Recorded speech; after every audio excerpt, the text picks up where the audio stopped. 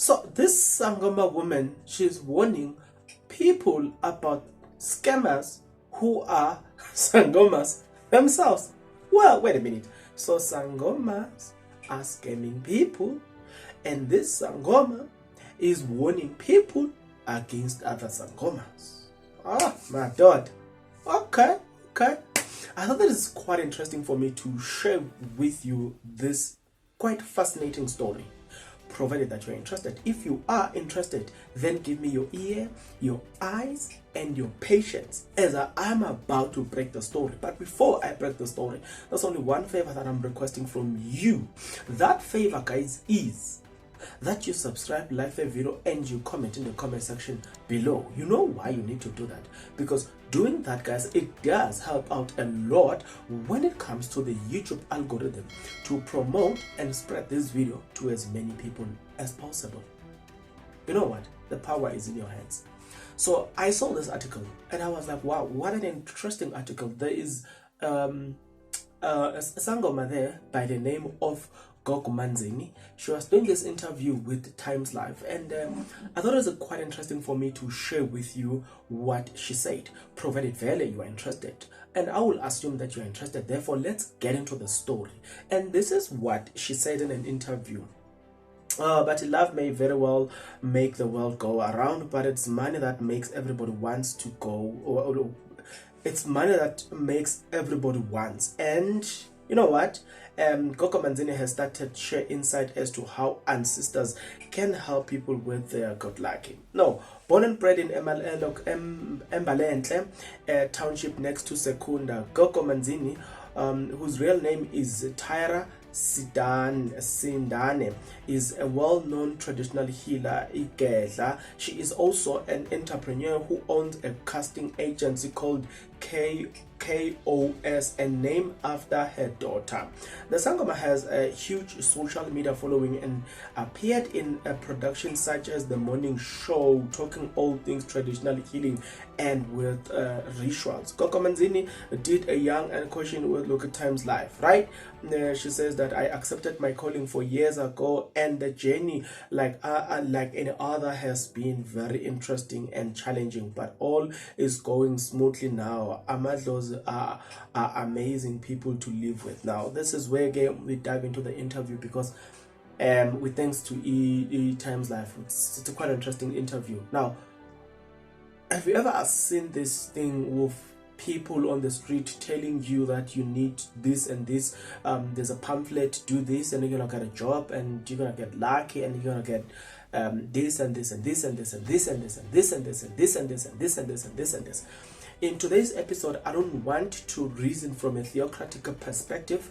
At least for now, let me reserve all those Christian comments, but I wanna just go through what she's saying, and then I'm gonna come back with my answer. With my questions and things that I think we need to ponder upon, right? Because remember, here we're not just saying because you're a Christian, then you just wanna say yeah. We look things through. We say, okay, we hear you saying this, but what about this? What about that? What about this? We take things into task with questions, and we question and we ask all the relevant questions. Let's get into what she said. She says again, money rituals do exist, and we are done many years ago by our forefathers. They were done many years ago by our forefathers who believe in such rituals. There are many ways person can perform such rituals, including uktwala, isgupu, lucky charms, as well as other rituals that can involve animal spirits being connected to the person performing the rituals. They work by attracting money spirits to help grow a business, churches, celebrities, and people from all walks of life. So what has been named here is money rituals. It involves uktwala, isgupu. It also involves celebrities. I thought that is quite interesting. It also involves businesses, right? So I want us to dive deeper as well. So I'm looking at these things, and then I'm sitting there and I'm like, wow. So people go as far as doing certain things, and think about it. When are you competing with a person that is actually Hey, let me not even go there. Let's just finish this interview. Let's just finish her interview with Times Life, and then we're going to unpack further what she says. She says again, before people undergo such rituals, a consultation with the ancestors and money gods is made to so we can get an insight to what procedure needs to be followed by different individuals. Consultation gives us a clear direction in all ancestral work. Unfortunately, scammers have targeted our industry crazily, and sad part is you can't even tell a person is real or not. My biggest advice is people should ask for guidance from their great ancestors and at least 3 days before visiting traditional healers, right? But I like the acknowledgement that these are rituals. So guys, I've got a lot of questions. I don't know whether it's because I like asking too much questions. I don't know. I might be a person who likes asking too much questions. She says that there are gods of money, gods of what people do rituals that they take spirits from animals, incarnate them. Kuning. But then my questions to you is, why would you go as far as things like that? Because in my understanding, when you were born as a human being, you were born with something. You know what that thing is? We are usually told that when a person is born, you will be born with your arm like this. So according to elderly people, this represents the fact that you do have a gift. You know what I'm saying? So you are born with your hand like this. It represents that there is a gift in you, or you have a calling of some sort. Not even of some sort. Remember, being a medical doctor, it's a calling. Being a doctor, it's a calling. Being a teacher, it's a calling. Being a speaker, it's a calling. So technically, a person is born with a calling, and that calling usually it involves, your day-to-day life. That in return, it then generate income for you.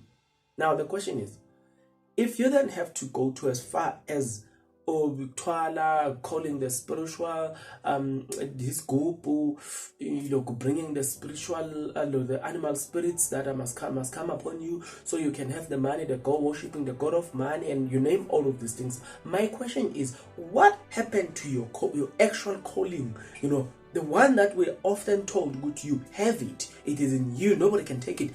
What happened to it? You know what I'm saying? Why people go as far as going for these external things when they have their internal capacity to get to a certain point? That's just been my question. Good. How is it that now we get to praise this one when a person is born with this one? This one, we know it's an original.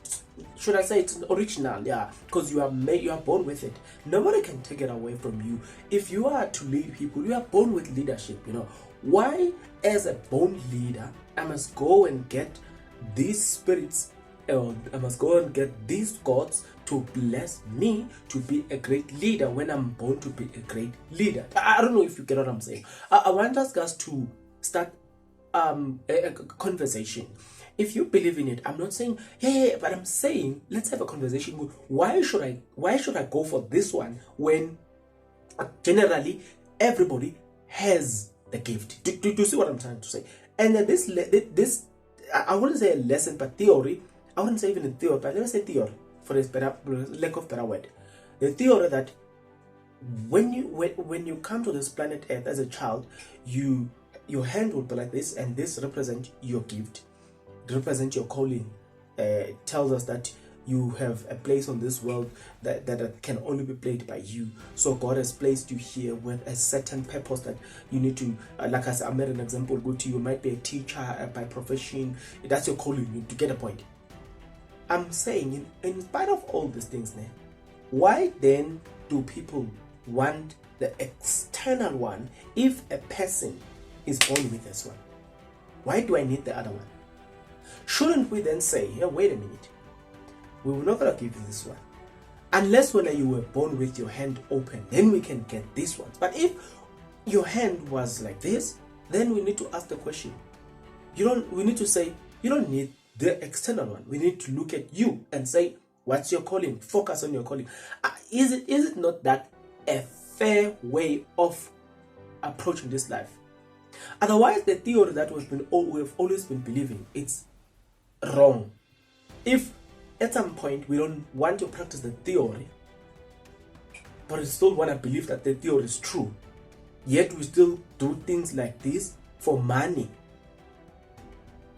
Guys, please, make sense to me. I'm trying to get something out of this. Yes, I'm trying to make sense of this. Why do I need this if ever I have this? It's something that it puzzles me. I can't understand, why do I need all of this? Like I said, I'm a man born under sin, subject to correction. I don't want people in my comment section below that are coming fighting. No. I want people that are mature enough to listen to the conversation and listen to my questions thoroughly and understand what I'm asking and then answer what I'm asking. Don't just come and bash me in the comment section below. I hate people who are disrespectful.